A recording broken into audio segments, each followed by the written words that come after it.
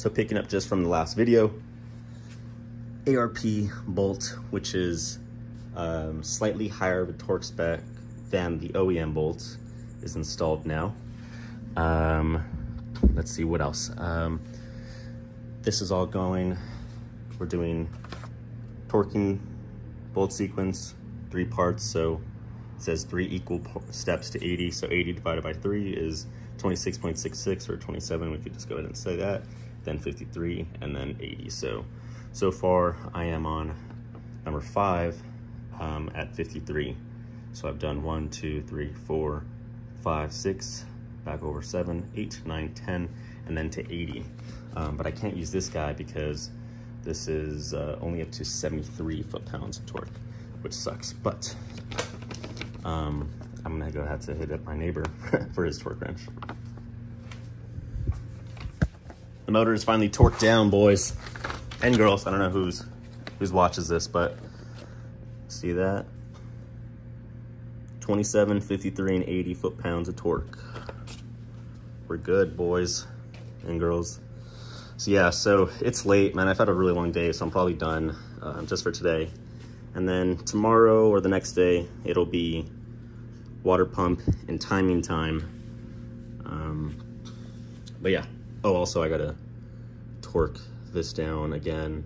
I ended up having to take this off to put the bolt in because there was something that was in the way, obstructing it. So I gotta retorque this cap. I won't forget to retorque that cap. Also, I gotta probably remove some of the assembly lube that's at the tops here.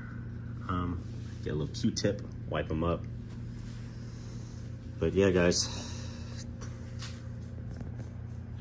there she is. There she is. Look what just came in the mail. Nice little clutch master. So we went ahead and got the Dash D. So it's the it's the FX400 with the 8-puck clutch. And what the D is, so essentially I talked to them and they said the SH or some version of that is more of a track focused clutch. If you're gonna be launching it hard and do all those things, but the D is for more daily driver or, you know, on the street type of engagement. So I went ahead and got the D. The torque rating is about the same. The clamp force, I think, is what's different. I went ahead and got the steel flywheel and along with a valve going crazy, and got the release bearing too. So what this does is now it replaces the plastic. Bailey, come here. Oi, come here. Come here.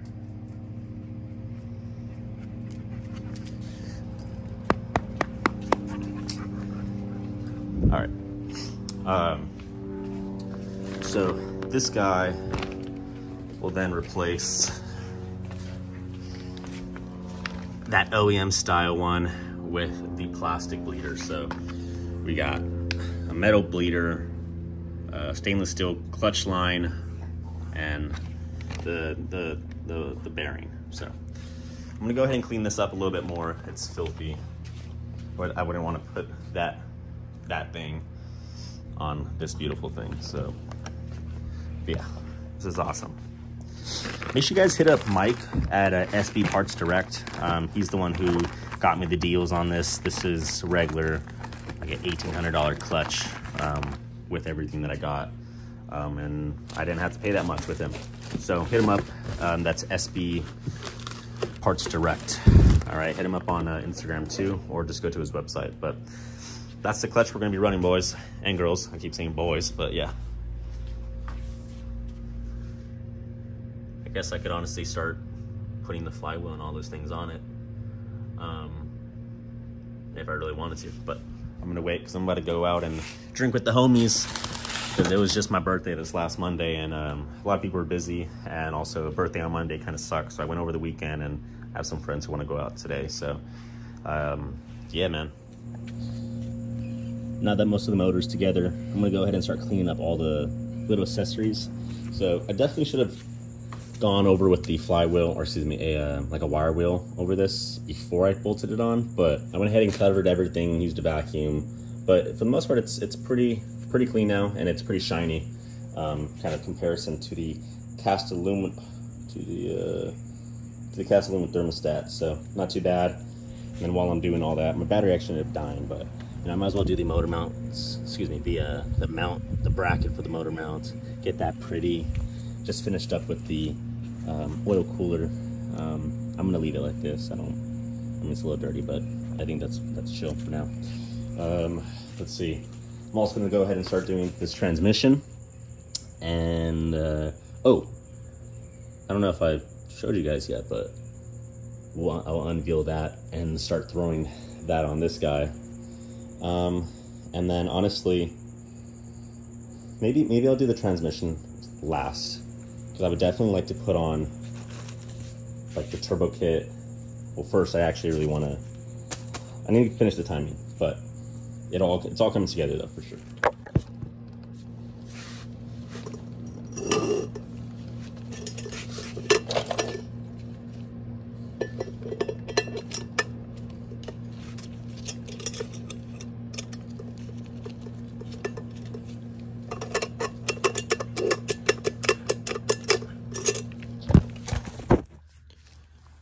So I'm trying to decide the pressure that I want from this. According to Tile, the combination of the black spring with the blue spring and the yellow spring should give me just about 17 psi. Now, I don't know if that's too large of a spring profile for gate pressure. I don't know if I should maybe do 13 psi gate pressure and then obviously have the manual boost controller for it. But when I was like setting this up, I was like, dude, how am I supposed to put this back down? Like, that's gonna be really fucking challenging. Just this and just squeeze it, I guess. Oh, that's gonna be the hardest thing I do in this whole entire build series. Is getting this tile top on. Maybe I'll need to go to my job and use our press so I could press it down. But also something that you guys may know or may want to know about is the clamps that Tile provides, which are these. You know, they're like the generic kind of V-band style with the inner locks and this type of T kind of bolt. This sucked. Like, maybe I'll add a photo or a video, because I hit up the guy I bought all this stuff from, and I was like, yo, like, this is a 38mm wastegate, right? Like, why isn't their clamps working? So, but I remember that he sent his to me, and these clamps, which he sent me, you could get off of Amazon, work way better, and now there's like no movement. So I was like shitting bricks, honestly, for a little bit. I was like, dude, like, what the hell am I supposed to do? But yeah, so I don't know, what do you guys recommend? I don't know if any of you have experience with like big turbos on these types of cars. Should the gate pressure be like, I plan on running, you know, around the 22 to 24 psi range on the turbo, and I know like the gate pressure should not be 22 psi. I know it needs to be lower, but I don't know if I should do 14 psi gate pressure or 17. I'm pretty sure on my Mk4 turbo, when I had everything set up, it was about 14 psi gate pressure. I didn't record me timing this. It took me a little while because I had actually thrown away these bolts, and I got some like other bolts for the thermostat, and I ended up going to Volkswagen to pick up these bolts, and they're so expensive. And I was like, oh, they said that, oh, like all those bolts are actually the same. But like when I looked at them, I guess this is the older version of them, and this is like the revised version, the black bolts, and they're actually just slightly shorter than these. And I was like, I'm kind of, it just really made me nervous to use the older style longer ones on the water pumps. So I went ahead and just got the, I went to Volkswagen and got those, and then I got it all timed up. So I already did the 2 rotations to verify that it's timed properly. And then also, you know, you are supposed to do, the tightness isn't really a push thing. It's more of a, can you get 90-degree flexion? And it's basically, I would say it's about 90 degrees. And then go ahead and get my big old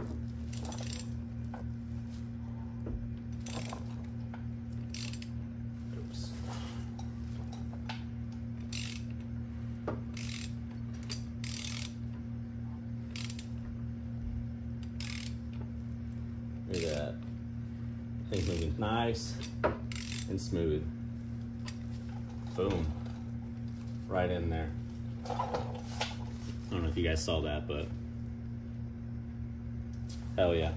So I guess really the next few things will be waiting for a package. I got intake manifold gasket coming. It's just a stock one from the O-ring or E-ring. I don't know the company name. So honestly, it's gonna be put the valve cover gasket on, seal that up, throw on the intake manifold. Ooh, oh, I think I forgot to get the throttle body spacer, or anyways, because I'm not using the stock GTI manifold for the intake. I'm using the Audi TT because my turbo actually comes off this side versus on this side. So I'm swapping it. So Audi TT manifold that goes to the driver's side where the transmission is, and then turbo on the other side. So I need to get intake manifold, gasket. I got to get the same one for the exhaust manifold, bolt that on, get everything going, put the hard pipe in already. That's tightened up. I think, yeah, I tightened this already. That's not going anywhere. Let's see, what else do I have to do? Oh, I guess one of the largest things will be the turbo oil and water lines. I really have no idea what I'm supposed to get. So I think I'm just gonna order from Mk4 and get a bunch of long oil lines and drain lines.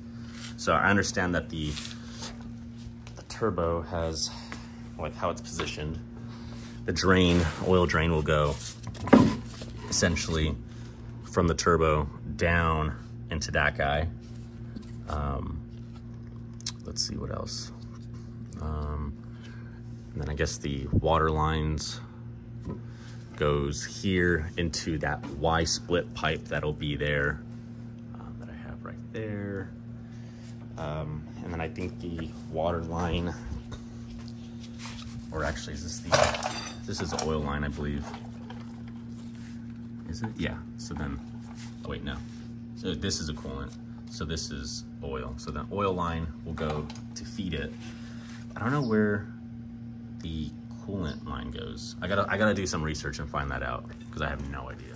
But yeah, with that next package that's coming, I'll be able to install my clutch master kit.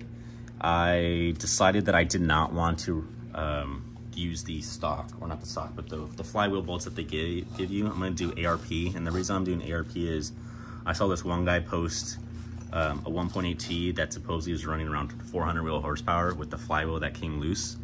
And I was like, oh, fuck, like that's the last thing I would want on this car to happen. Like, yeah, it had some damage in the bow housing. It didn't crack anything, but it still came loose. And one of the things that he did in order to resolve that issue was to put on a fluid damper, the billet press skier, and ARP bolts. So I have all those other things they're upgrading on that car that, you know, had the flywheel come loose, and with the exception of the ARP. So once I get the ARPs, then I'll go ahead and put on the shield. Oh, also, I don't think I showed you guys this. I just got this too. So the tile blow-off valve, it'll be somewhere here on the intake side.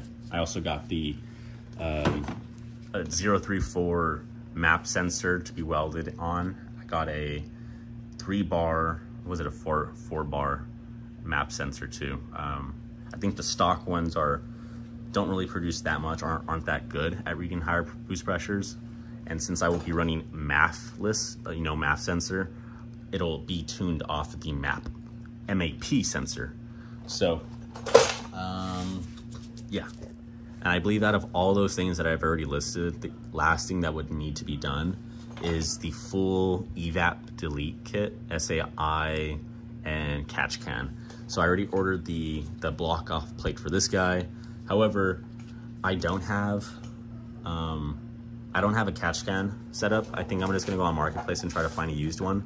I really don't know how that's going to work because they're really expensive, and I know there's a lot of sensors that I need to plug in order to do that. So again, some more research, but really the last few things are gonna be the package that I got coming and that catch can setup. That's all I would really need in order to turn the car on, because it has everything else, with the exception of an intercooler setup. So I have the piping for the turbo that comes here. I do not have an intercooler, and I don't have my map sensor that'll go into the Audi TT manifold. So those are the last few things to get this thing fired up.